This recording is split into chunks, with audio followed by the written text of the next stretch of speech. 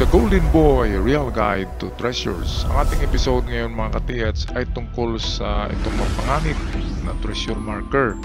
Ito yung bato na hugis ulo ng ahas. Paano ba natin malalaman kung ang marker na ito ay mapanganib o hindi? Bago natin yan tatalakayin, shout out muna tayo. Okay, shout out tayo kina Glenn Mario Intensity, shout out kay Hyacinto Pimia, Cirilo Jaom, Archie Batak. Shoutout kay Dambao, Danny Flores, Eddie Maris Guerra, kay John Tox, Raimundo Salvador, shoutout din kay Erwin Villamor, Robert Cabonilas, Madan Canonigo, James Bill, kay user QG9, Rad Carduna, Obligado, Raul Trangia, Angelito Capistrano, Edgar Lagarto, kay Angkol Makasabi Vlog, Roel Tulusa, kay Les Hili Ayo at kay Arcadio Angkon, at sa mga hindi nabanggit na pangalan, shoutout sa lahat. Tayo na ngayon magpatuloy sa ating episode. Oh, gitu pa na rin, panuna, sir. Nga na mo sila, malanggaw sila nga na.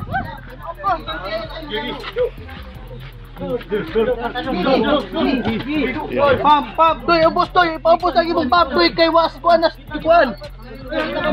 Tabi mo kay gago, tabi mo. Oh, play. Ang video na ito mga katiyats ay napakalungkot ng video na ito. Dalawang treasure hunters sa ilalim ng kanilang tunnel ay na suffocate or na poisoned ng, sa palagay ko, methane gas. Okay, kasi ang lugar na yan, ang pinaghukayan nila ay parang nasa loob ng barangay. Kaya mamaya atin yan tatalakayin kung bakit nagkaganyan, bakit mapanganib maghukay sa loob ng ating community. Okay mga katiyats, na-experience ko at nakita ko sa dalawang mata ko ang mga ganitong pangyayari.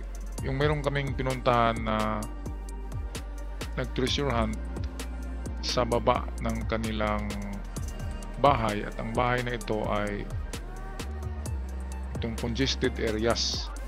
Itong maraming bahay na dikit-dikit, andin yung hinukay nila yung baba mismo ng kanilang bahay, katulad na lamang dito sa ating illustration. Okay, kung maghukay tayo dyan sa baba ng mga ganyan na maraming building, ay napakadelikado kasi merong yung tinatawag na poisonous chemicals ay hindi yan lahat nilagay ng mga hapon.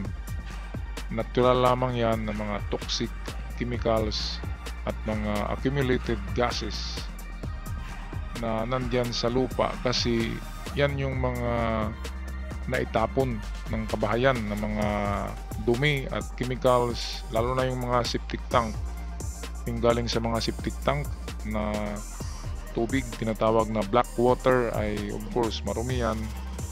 At ang septic tank ay kargado yan ng methane gas. Ang methane gas, kapag nalanghap natin ng matagal, tayo'y mawalan ng malay at ang iba diyan ay namamatay. Okay, so ganito yan mga katiyats. Dahil sa congested ang community, sabi ko kanina, huwag tayong manghukay sa pag nasa community tayo, kasi marumi ang lupa. Hindi lang yan Makati, mapaho at nakakamatay at very dangerous, kasi nga ang kabahayan ay lahat yan ay may septic tank, at ang dumi ng septic tank ay pupunta dyan sa lalim na hanggang 10 meters yan ang mag-absorb ang lupa ng dumi na tinapon natin. Kaya hindi naiinom ang mga tubig sa syudad na ginagawa na itong foso, yung pinapump, binubumba, ay hindi natin pwedeng inumin yung tubig na nasa syudad mismo, kasi marumi na yan. Pero kung aabot tayo doon sa 100 meters na lalim ng tusok ng tubo, pwedeng filtered na ang tubig doon. Pero sa lalim na 10 meters, toxic, marumi at poisonous ang mga tubig dyan. Kaya sa paghukay, yung napuntahan ko ay 6 meters pa yun nang inukay nila yung baba ng kanilang bahay. At umalingasaw na kaagad yung amoy ng yung galing sa mga, sabi ko na nga, mga kanal, septic tank, lahat ng dumi ng tao ay nandyan sa lupa na yan. Kaya ang mga lupa sa syudad ay itim dahil marumi talaga. At yan, akala natin ay Japanese poison or chemicals, pero karamihan yan talaga ay talagang galing sa tao na mga dumi at chemicals at poisons na mga na-absorb ng lupa. Okay, kaya ngayon, paano ba natin maiwasan yan, mga katiyats? Okay, so maiwasan yan natin pag ginamit natin itong mga electric blowers. Industrial blowers ito ang tawag. Industrial electric air blower. Merong 2 inches nito. Ito'y 3 inches. Kapag sinabi nyo na 3 inches, 3 inches ang opening nito. At dyan lalabas ang hangin. At maganda ang 3 inches kasi malaki at malakas ang hangin na ibibigay sa tunnel sa loob. Ang presyo nito ay nasa 3,000 na yan. Kapag i-deliver ay 3,000 plus. Ngayon, kapag ang binili nyo ay 2 inches lang, ito ay 2 inches, ayan nakalagay, 2 inches industrial blower, nasa 1,500 lang yan kasama ang delivery. Kaya ang pag-install yan ay kabitan nyo tong dulo ng ito, flexible hose na ganun din na diametro, 3 inches or 2 inches. Pagdugtungin nyo lang kung maiksi. At pwede rin yan yung itim na itong ginagamit natin sa plumbing sa bahay, sa itong substitute for PVC, yung mga hose na kulay itim. Pwede din yun, kaya lang matitigas. Kaya ito ang maganda, flexible hose. Okay, so ang presyo ng 2 inches ay 1,500. Ito nasa 3,000. Ang maganda diyan, mga katiyats, ito kapag nag-install kayo niyan, kasi pag nasa syudad kayo naghukay or sa lungsod or baryo, ito yung hukay nyo, ay talagang mabaho ang lupa dyan at ang tubig marumi, itim ang lupa. Kaya ang gawin nyo, lagyan nyo yan ng intake air, yung papasok na hangin dyan. Ikabit nyo dito ang inyong blower. Ayan, ilagay ang blower sa itaas para papasok dyan ang preskong hangin, at ang preskong hangin na yan ay papasok sa inyong tunnel at ilalabas niya ang mabahong amoy. Ayan, ganyan lang kasimple yan, mga katiyats. At pwede rin kung malalim ng inyong tunnel, maglagay din kayo ng isa pang industrial pump sa baba, at hihigupin niya ngayon ay ang mabaho na gases at ilalabas niya rin doon. So pwedeng dalawa ang gamitin nyo, isa sa taas, isa sa baba, para sigurado na lalabas yung methane gas or poisonous chemicals na sinasabi. Okay, at karamihan na yan na methane na hindi siya makalabas kapag malalim na ang hukay. Pero kapag mababaw pa lang, nasa 2 meters, ay hindi pa masyadong umepekto ang methane kasi nakasingaw pa siya palabas. Lalo na pag ang inyong tunnel ay may drifting, ganyan, ang methane yan ay nandyan lang, concentrated. Kaya ang gawin kapag ganito ang inyong tunnel ay pasukan nyo muna ng maraming hangin. Mga 2 hours siguro, panigurado papasok dyan ang hangin dyan, and then babalik siya, lalabas. For 2 hours na ganyan, pasok labas, ay mawawala na yung concentrated methane or gases sa loob ng tunnel. At pwede na yun pasukin at huwag niyong itigil ang pagpump ng hangin galing sa ibabaw. Kasi pwedeng sisingaw na naman yung methane kapag hinukay ang lupa. Kasi ang mga lupa sa syudad, sa mga baryo, sa lungsod, meron na talaga yung toxic chemicals na tinatapon ng tao galing sa ibabaw. Lalo na ang mga septic tank, ay ang produkto niyan ay methane gas. Okay, ngayon, bakit nangyayari ang mga ganon na nagkamali ang ating mga treasure hunters sa pagtumbok ng treasures? Okay, ating tatalakayan ngayon ang mapanganib na treasure marker. Ito ang ulo ng ahas. Sandali lang. Okay mga katiyats, ngayon kapag nakatagpo kayo o nakakita kayo ng ganitong treasure marker, maghunos dili kayo. Pag-isipan nyo 100 times kung hukayin nyo o hindi.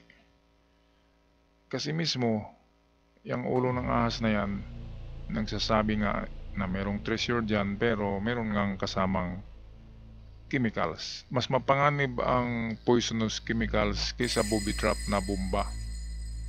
Ang sumasabog na mga booby traps ay merong switch kasi yan. Pag nabundol mo yung switch or nasagi mo or napindot mo, pero kinakalawang ng mga yun kaya matigas na yun at hindi na gaanong sumasabog, lalo na kapag yung nilagyan ng landmine or ng pulbura ay butas na dahil sa kalawang. Pag nababasa ang pulbura, hindi na yun sasabog. Pero ang poisonous chemicals, kapag nahalo yan sa lupa, matagal mag-expire yan, lalo na kapag nasa loob ng buti.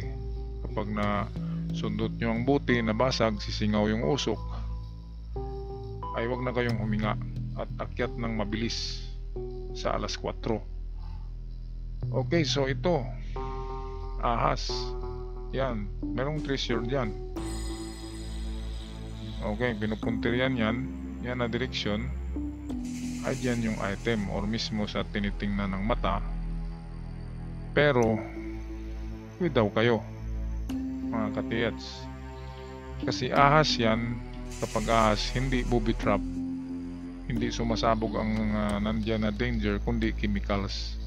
At ang chemicals, sabi ko na, ay parang venom yan ng ahas, parang lason galing sa ahas. Kaya ahas ang nilagay nila na marker kasi mapanganib. Okay, ang marker na ahas ay pwedeng sa ibabaw lang yan ng lupa at pwedeng sa ilalim ng inyong hukay. Lalo na ito kapag nakikita kayo ng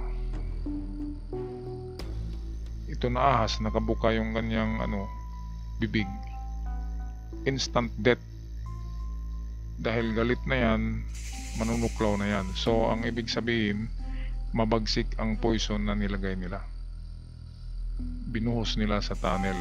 At doon, pati na yung mga gold bars, huwag nyo kaagad dilaan yun or hawakan. Iba kasi kinakagat ang gold bars pag nakuha nila. Huwag nyong gawin yan dahil mayroong binuhos yan ng mga chemicals. Okay, ito ay kuha natin to sa internet. Parang ahas na bato na natutulog. So kapag ito ang nakita natin, tirahin kagad natin itong dito or mismo itong in front kung merong ganyan. Pero pag-isipan ng 100 times before gawin yan. Maraming pa namang treasure site, so wag na lang tayo mag-venture sa mga ganito. Ang aking kaibigan na si Penduluman ay merong project na ganyan, ulo ng ahas, ay talagang totoo. Yung ganyang mga kasama ay nahirapan huminga doon sa tunnel, mababaw pa yun, at halos hinimatay ang lahat ng pumasok doon. Kaya totoo yung ulo ng ahas na marker ay merong chemicals na hinalo sa lupa na backfill nila na pinagbaunan. So, ayan, totoo na yan. Galing na yan sa kasama ko na meron silang experience tungkol sa ahas marker or sa snake marker. Kapag ulo ng ahas ay mapanganib talaga. Pag-isipan ng mabuti kung titirahin nyo o hindi. Okay? Huwag masyadong mag-isip ng shortcut na yayaman ka agad. Unang isipin ay ang inyong safety o ang inyong health. Kung kayo magkasakit dahil sa mga poisonous chemicals na yan ay lalong magastos.